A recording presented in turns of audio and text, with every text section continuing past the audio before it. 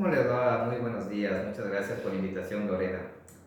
Sí, cuéntame, Lorena, ¿en qué te podemos ayudar? Bueno, doctor, lo que queremos saber y más bien preocupados por la situación actual que viven nuestros jóvenes, nuestros niños, nuestros adolescentes en las instituciones educativas, que cada vez se exponen más escenas de violencia, escenas en las que definitivamente preocupa mucho a la sociedad y sobre todo a los padres de familia, ¿no? Que muchas veces están pensando cómo estará mi hijo, estará en buenas manos, será que va a llegar con bien a la casa, en fin, ese tipo de cosas, doctor. ¿Por qué llega a ser tan grave el bullying hoy en día? Bullying. Ya. A ver, justamente como usted lo acaba de mencionar, Lorena, existen muchos factores alrededor, obviamente, de un niño que hace bullying a otro niño o que es víctima de bullying, sí, que puede ser inclusive entre pares. Y cuando digo entre pares me refiero a los mismos estudiantes. Así es. Porque también podríamos también hablar sobre un tema de bullying que a veces hacen el personal administrativo o docente hacia los niños, o que son partícipes de ese bullying también, ¿no?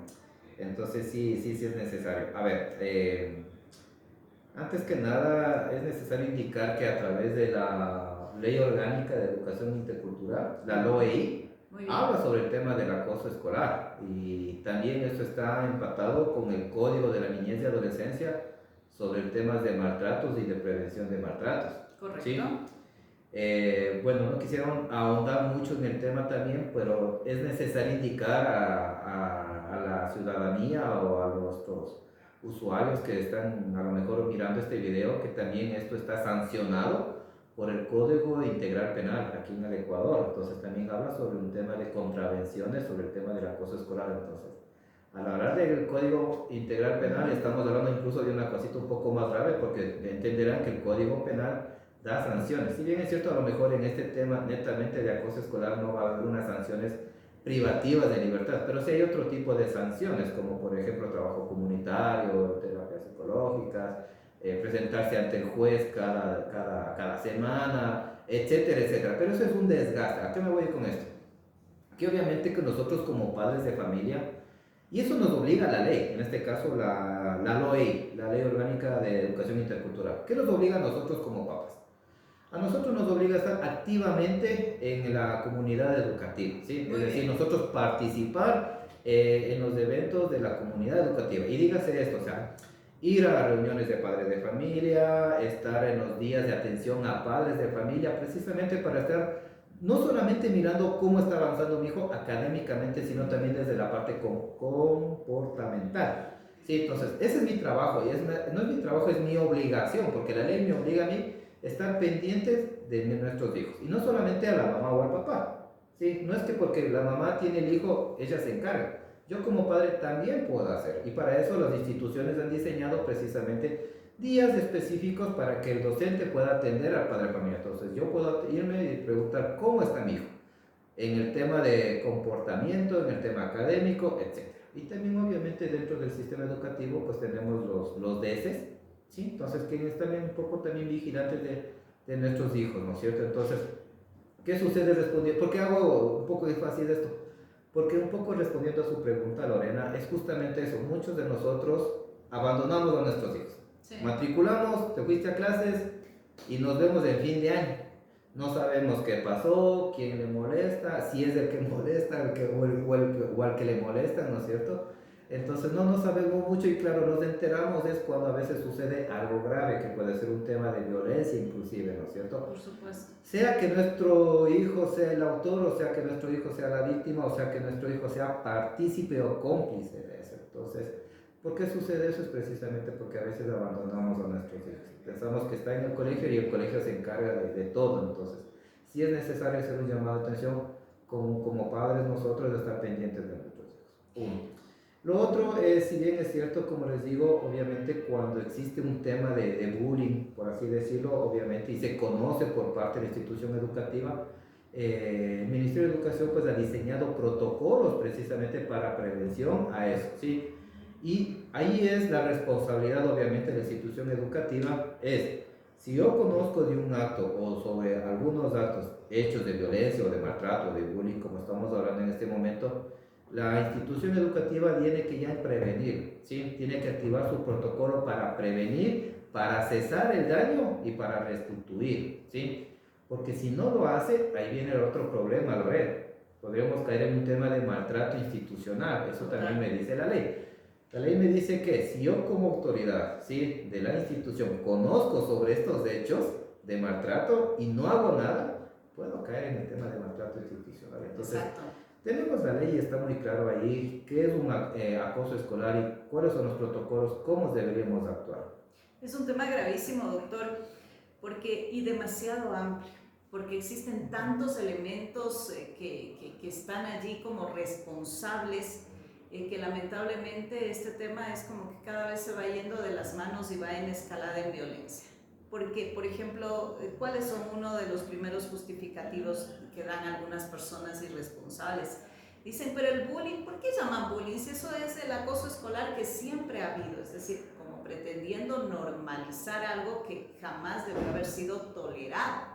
Es por este motivo que si nos remontamos a hace 20, 30 años y con lo que estamos viendo ahora, sí, sigue siendo un acoso, una agresión, pero cada vez con mayores tintes de violencia y de agresividad. Tanto es así que niños y jóvenes que han estado padeciendo de este acoso escolar persistente y permanentemente, pues terminan tomando decisiones terribles e irreversibles como son los suicidios.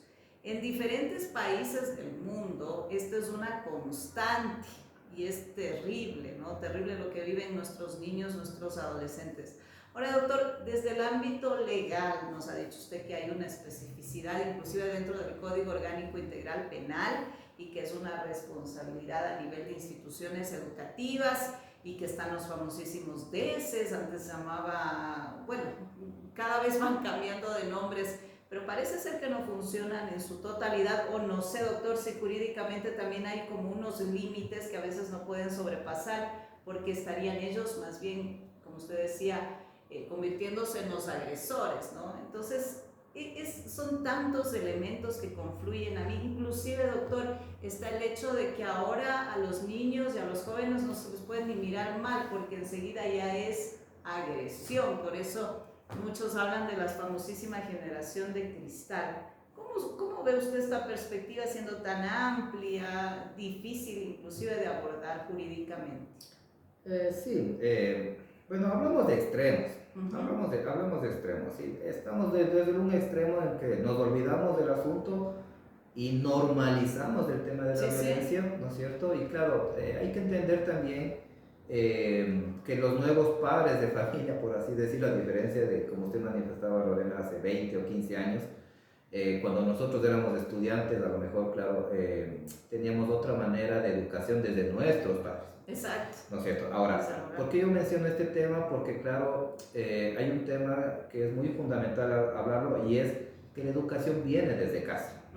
¿Sí? La educación viene desde casa. Entonces, la educación no solamente de las normas, del respeto, sino también de los valores, venía desde casa.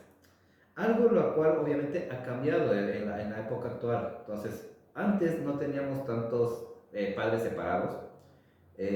No puedo decir que no había violencia, ha de haber habido violencia, pero claro, hoy por hoy en cambio es mucho, lamentablemente yo podría decir inclusive también la ley inclusive faculta a veces a que, ejemplo, un divorcio sea lo más fácil posible. Sí. Tal es así, me voy a pasar a otro temito muy rápidamente. Tal es así que si yo quisiera divorciarme y de mutuo acuerdo, no necesito abogado para divorciarme, como era antes.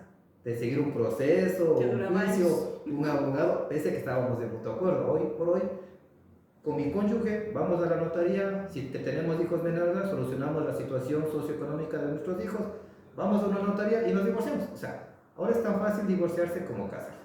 Pero ¿qué implica esto ya como núcleo familiar? Que obviamente tenemos muchas familias que obviamente, como usted, Lorena, manifiesta, están la mayoría, no digo el 100%, pero sí la mayoría, las madres se quedan a cargo de los niños. Y claro, una madre tiene que también salir a trabajar. Así es. Porque puede que reciba a lo mejor una ayuda económica por parte del padre, pero muchas veces esta ayuda económica no alcanza. ¿Qué nos obliga a nosotros como madres? A salir a buscar un trabajo, ¿no es cierto? Entonces, claro, Un poco esto hace que también la madre sea madre y padre y por ende le delegue o le quite responsabilidades al padre y ahí es donde empiezan a haber estos abandonos desde la casa. Entonces, Exacto. claro, vamos creciendo en un mundo en donde los niños crecen solamente entre los hermanos y como hermanos hay juegos, hay violencia y empezamos a normalizar. Otras situaciones también muchas veces se dan violencia intrafamiliar, lo normalizan y claro, los chicos miran esto, ¿no? Ve que la mamá le pega al papá o el papá le pega a la mamá, que se gritan, que se insultan, o sea, siempre habrá problemas en el hogar, pero hay formas de resolver los problemas. Una de esas es dialogando, ¿no es cierto? Pero muchas veces lo que hacen es pelear, reclamarse cosas del pasado, entonces todo eso absorbe a los niños. Y esto que absorbe a los niños llevan a la escuela o llevan al colegio. Y claro, piensan que es normal gritarle, es normal ridiculizarle, es normal hacerle chistes obscenos a veces, ¿no es cierto? Es normal golpearle. ¿Por qué? Porque eso viene a veces desde casa. Entonces, claro, un poco, si bien es cierto, estamos trabajando en campañas muy masivas, pues precisamente estar en el tema de todo contra la violencia. O sea, la violencia no es el camino, ¿sí? El diálogo es el camino precisamente para resolver los conflictos. Y precisamente por eso pues existe la ley, por ejemplo en este caso, como yo le decía, hay un código penal que es una contravención, pero no me está diciendo y te acuso y vas detenido y vas preso. No, me dice, mira, no te puedo llevar preso, pero sí es necesario que sigas unas terapias psicológicas. Ajá. ¿Para qué me sirve la terapia psicológica? Precisamente pues para adquirir herramientas de crianza. Exacto. No puedo hablar con el papá de mis hijos o no puedo hablar con la mamá de mis hijos, aprender herramientas de comunicación asertiva. Entonces, eso es lo ideal que se busca a través de la ley de los protocolos precisamente para parar la violencia, ¿sí? Entonces, no es solamente decir no lo haga, es una campaña masiva que debemos trabajar y por eso la ley incluso nos habla de la comunidad educativa. ¿Qué es la comunidad educativa? Está conformado por docentes, personal administrativo, los padres de familia, los docentes, sí. Todos tenemos que ser parte de esta comunidad educativa precisamente para evitar el tema de violencia, el tema de maltrato, el tema del bullying, ¿sí? Y si se da, pues obviamente hay que activar los canales de protección precisamente para parar. ¿Por qué yo les decía esto? Porque a veces sí, lamentablemente se ha visto, no digo siempre, pero son casos muy específicos, muy específicos. Yo diría que son muy minúsculos los problemas que se dan, pero a veces sí, el chico le hace una broma a la niña y el profesor en vez de parar también se acoge a la niña, ¿no? Entonces dice, a ver, tú que eres el flaquito. Y al hecho que diga tú eres el flaquito, puedes caer en el tema también de ser cómplice en el tema de... Entonces nosotros como profesionales, y sobre todo si somos profesionales en el ámbito de educación, debemos marcar mucho este tema. A ver, no, aquí es respeto. ¿Cómo se llama la niña? Y tratarles por el nombre, por los apellidos, no por el apodo, no por el flaquito, ¿no es cierto? Entonces, empieza inclusive desde casa y si estamos en una institución educativa, desde la institución educativa. Vamos marcando el respeto. Muy bien, doctor. Muy válidas esas reflexiones que obviamente hacen que los padres de familia o los adultos que están a cargo de los niños y los adolescentes tengan a bien reforzar el hecho del buen ejemplo, de percatarse qué es lo que van a hacer o qué es lo que van a decir delante de ellos, porque todos los ejemplos se replican. Efectivamente, los niños, los adolescentes no son más que el reflejo de sus hogares. No es que las instituciones educativas son las únicas responsables, son corresponsables, más no las únicas. Y también, doctor, lo que usted mencionaba, que debemos ser muy conscientes de los efectos que puede esto conllevar, ¿no? Doctor, hemos visto también otro fenómeno bastante preocupante dentro de las instituciones educativas. Ojalá que el Ministerio de Educación esté mucho más presente, más involucrado en aquello, que es el asunto a veces de las mini pandillas que se suelen fusionar ahí, ¿no? O sea, más allá de ser un grupo de personas contra otras, que escala tanta violencia que hemos visto casos de chicas peleando como cualquier persona en medio de un parque, golpeándose como que fueran, no sé el término adecuado, pero eso es sumamente preocupante y son adolescentes, doctor. Sí, justamente como yo les manifestaba, o sea, atrás de eso, o sea, atrás de ese hecho hay una historia, Claro. ¿no es cierto? Entonces ahí viene el tema y también es un llamado de atención, como les digo, también para nosotros como padres de familia, ¿sí? Como digo, atrás de ese hecho debe haber una historia. No sé si hay el padre o la madre de familia estuvieron haciendo participación activa en el colegio, o fue los típicos que le matriculo a mi hija y nos Y se vemos en fin de olvidan. años, ¿no es cierto? Entonces, claro, pero cuando nosotros, el tema es cuando nosotros detectamos un caso, por más pequeño que sea o sospecha que tengamos, no esperemos a que pase el hecho, sino a la mera sospecha, nosotros como profesionales ya deberíamos actuar, ¿sí? Precisamente para evitar ese desenlace. Hacer una investigación hacia atrás, o sea, un seguimiento de qué sucedió, cómo está sucediendo en el tema del hogar, qué está pasando en el entorno del hogar, ¿no es cierto? Y claro, eso podría evitar muchas cosas. Los chicos, como usted lo acaba de mencionar, Lorena, son personas que están en un proceso de crecimiento, ¿no es cierto? En un proceso de aprendizaje, pero si ellos no tienen la confianza para poder conversar sus problemas en casa, porque no les escuchan, o porque escuchan pero no les entienden, o porque son juzgados desde casa, entonces ¿a quién van a buscar? A sus padres.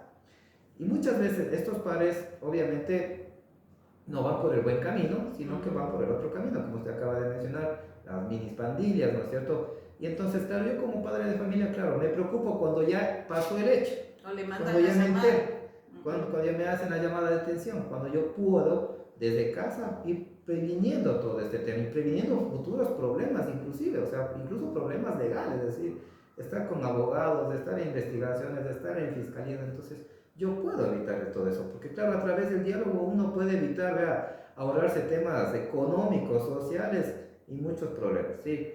Yo no hago nada respecto a ese hecho, voy a tener después gastos económicos, sociales, porque a mí como papá también me toca, o como mamá me toca, pedir permiso en el trabajo para ir a atender el tema del problema en la escuela. Entonces sí, es necesario, como le digo, siempre, a veces solo se centran en el hecho, justamente cuando ya la situación sucede, pero antes debió haber pasado, o sea, siempre hay alertas, y nosotros como profesionales, y más aún que estamos a cargo de los niños, siempre debemos estar pendientes a eso precisamente para ya hacer una pausa, hacer una parada ahí y prevenir cualquier situación agravante. Doctor, ¿hasta qué punto las leyes llegan a ser un limitante para la educación? Porque también está el otro lado, ¿no? De respetar los derechos individuales, obviamente, de los niños y adolescentes. Pero hoy en día escuchamos inclusive a los mismos niños, a los chicos que les dicen a sus papás, no me grites o no me hagas nada porque te denuncio, Sí, por ejemplo. sí. A ver, vean, la ley es sabia. Y yo aquí más bien lo que yo podría decir, más que la ley, yo podría decir es el desconocimiento a la ley. Bien. ¿Ok? Porque claro, cuando dicen, no me grites o no me obligues a lavar los platos porque te denuncio. ¿Sí? Puede hacerlo, no digo que no. Pero precisamente la autoridad competente que vaya a conocer ese caso, obviamente lo va a mirar ya de otra manera, ¿no es cierto? Lo va a tomar a lo mejor no como un maltrato, sino más bien como una forma de crianza, ¿sí? Entonces, claro, y hablaba yo de un extremo, o sea, estamos en el extremo de déjale hacer lo que quiera o dejémosle no hacer nada, ¿sí? Entonces, no tenemos que ser extremistas ni a un lado ni al otro lado, más bien ser asertivos, porque claro, y si hablamos de extremos, podemos estar en el extremo de ser víctimas, ¿no es cierto? Es decir, que todo, no digo nada y permitir que me ataquen mucho si soy víctima de bullying, pero no es bueno estar en el extremo de víctima. Tampoco digo que te vayas al otro extremo de ser agresor, ¿sí? Entonces no seas el víctima, sea más bien tú el agresor, porque también vas a tener problemas. Entonces, ¿cuál es la idea de todo esto? Como le digo, es ser asertivo. Ser asertivo es estar en mitad y superior a los extremos. Y precisamente asertivo es poder manejar estas situaciones, estos conflictos, obviamente, de una manera más inteligente, de una comunicación asertiva, de mirar al conflicto como una oportunidad, precisamente una oportunidad para resolver ese problema antes que se agrande más. Entonces, no es que la ley, en el caso que usted me pone, dice, es que me estás gritando y eso es maltrato. Van a definir, y por eso las autoridades competentes tienen su equipo técnico, tienen su trabajador social, tienen sus psicólogos, precisamente para ver si efectivamente ese grito, ejemplo, fue un grito de maltrato o fue un grito a lo mejor de una corrección. Sí, exacto. Porque claro, muchas veces a veces confunden, ¿no es cierto? Y se me van al otro extremo y claro, como usted decía, ni siquiera les puedo quedar viendo mal. No, la ley no dice eso, la ley está muy clara ahí y lo que nos permite a nosotros es decir, actúen prevenga en casos de violencia, ¿sí? O sea, y si conocen, hay que prevenir, restituir el daño hecho. Entonces, y por esa misma razón, miren, tanto en los protocolos como en la ley también, inclusive en el Código Penal nos habla sobre este tema, psicología, porque son los únicos profesionales en este caso que nos van a guiar precisamente a cómo, primero a descargar nuestras emociones, a cómo yo corregirle a mi hijo sin tener que llegar al castigo físico, emocional, psicológico, ¿sí? Hay otras formas de crianza, pero ¿quién nos ayuda en eso? Si nosotros no podemos como papás, está el psicólogo, ¿sí? Los psicólogos son los profesionales que nos van a ayudar mucho a cómo yo debería cuidar a mi hijo, a cómo corregirle a mi hijo, inclusive en este tema también, a cómo incluir en las tareas del hogar a mi hijo, ¿sí? Porque esa es una manera también de educarles a ser responsables. ¿Sí? Yo no le puedo decir a mi hijo, mira, ahí está toda la ropa, ponte a lavar, ¿no es cierto? Ahí están todos los platos, ponte a lavar. Pero sí le digo, mira, tu plato utilizaste, estaba limpio, lo ensuciaste, limpia. Si abres una puerta, cierra. Si abres una ventana, cierra. Es tu cama, tiende tu cama, ¿no es cierto? Es tu ropa, duebla tu ropa. O sea, estoy dando responsabilidades, no le estoy ahí maltratando, ¿sí? Porque mucha gente a veces confunde y dice, no, ya le están haciendo cosas. No, estamos enseñándole a ser ordenado, a ser responsable, ¿no es cierto? Pero como le digo, en el supuesto caso que si llegase esta denuncia, pues bueno, las autoridades van a resolverlo y muchas veces lo que recomiendan es que se siga una terapia psicológica. Ahora, lo mismo ocurre con la relación de los alumnos con los profesores. Los profesores es como que estuvieran hoy en día atados de manos. Claro está que también existen maestros que son abusivos y que intimidan a los estudiantes en lugar de ayudarles, permitirles aprender. Lo que hacen es causar en ellos temor, ¿no? Miedo. Pero también, como le digo, hay el otro caso. A través de las redes sociales hay muchas personas que exponen este tipo de situaciones. Decir, bueno, yo soy maestra, tengo un alumno que me hace la vida imposible todos los días, no le puedo decir nada, porque la perjudicada sería yo. Entonces, ¿cómo actúa allí la ley? O sea, es el mismo caso del que estábamos hablando en relación a los padres. Es el mismo protocolo, o sea, es el protocolo que, a ver, y yo creería que ya en la actualidad no tenemos ya docentes abusivos, por así decirlo. Yo más bien creo que estamos ya todos capacitados precisamente porque veo que desde el Ministerio de Educación se ha hecho mucha campaña precisamente sobre el tema de los derechos, ¿no es cierto? Como nosotros como docentes debemos actuar, qué debemos hacer, ¿no es cierto? Nos han explicado, hay cursos inclusive en línea también que nos explica sobre la LOI, todo nos explica qué hacemos en los protocolos. Entonces internamente los docentes también se están capacitando, entonces ya ellos saben qué hacer, ¿sí? A lo mejor habrá tal vez muy poquitos, diría yo, me atrevería a decir si es que existe, muy poquitos, pero yo creería que ya no existen ya profesores abusivos. Ahora, claro, ¿qué hace el docente cuando se tiene un estudiante, como usted dice, que no le hace caso? Bueno, tienen sus protocolos. Ahí está el tema del famoso DS, ¿no es cierto? Quienes hace, y ahí viene otra vez el llamado de atención a los padres de familia. Ellos también ahora por hoy, inclusive también en la ley de mediación existe el tema de la mediación escolar, donde se llegan a compromisos, acuerdos, pero bien, no debería llegar a eso si yo soy un padre responsable, si estoy pendiente de mi hijo. Como digo, no solamente, y ahí viene otro tema también, muchos de nosotros padres cometemos ese error que nos enfocamos solamente en tienes que sacar buenas notas y punto. Más allá de eso también está cómo se porta el año, es participativo, no es participativo, ¿no es cierto?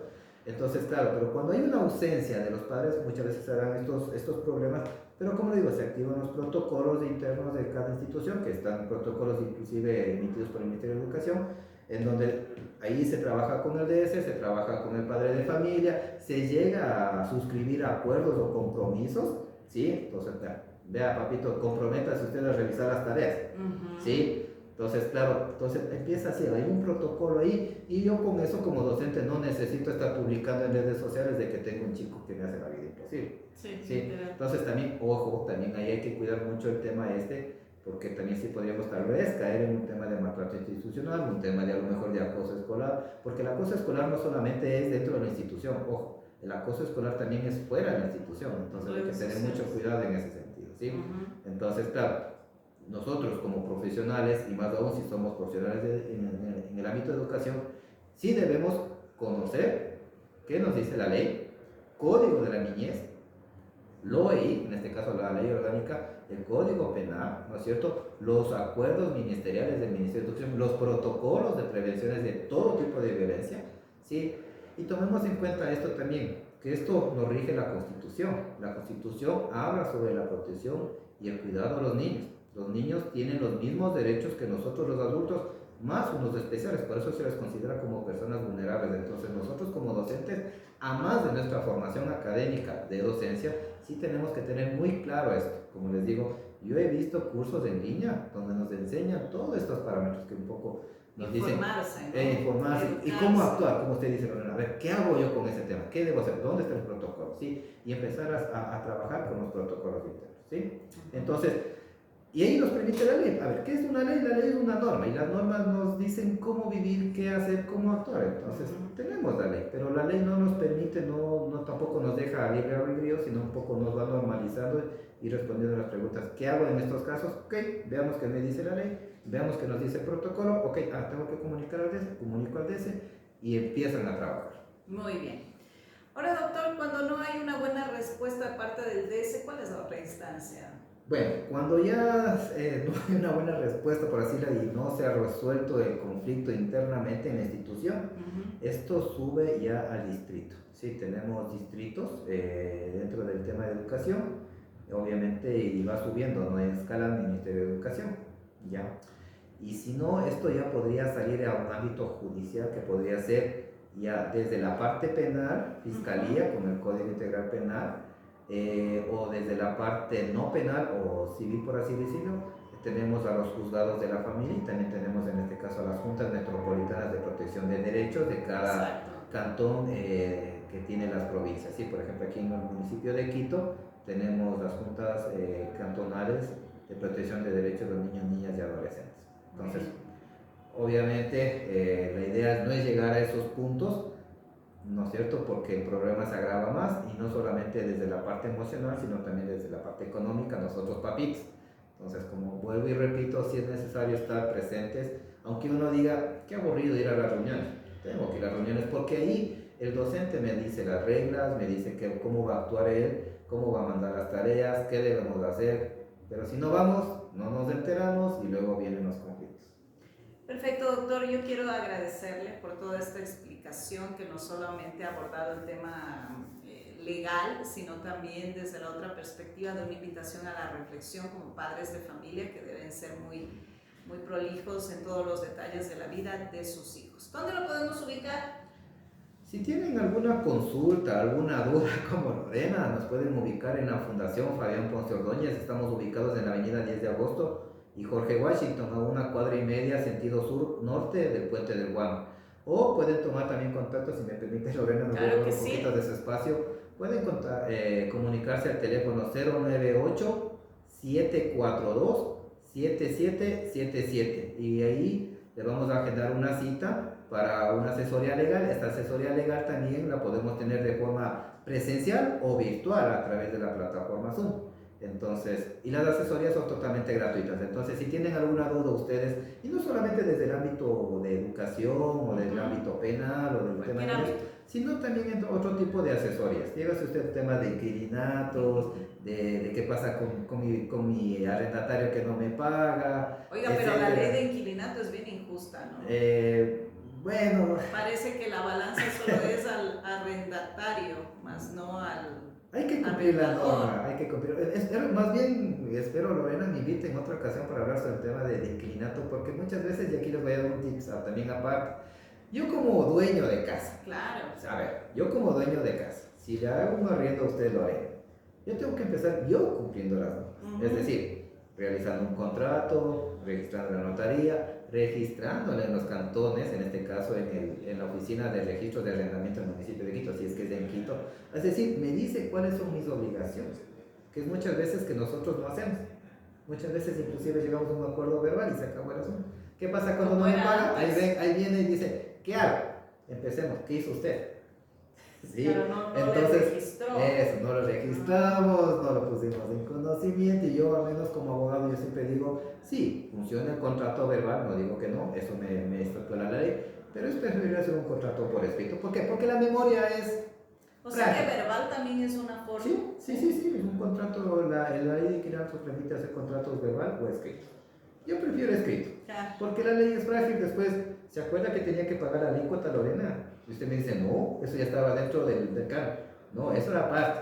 Y ahí vienen los conflictos. Muy bien. Pero es si un tenemos tema muy escrito, interesante. a ver, leamos, aquí está. Sí, es un tema muy interesante. Entonces, quedaría para otra ocasión. Muy bien. Será hasta una próxima ocasión y gracias.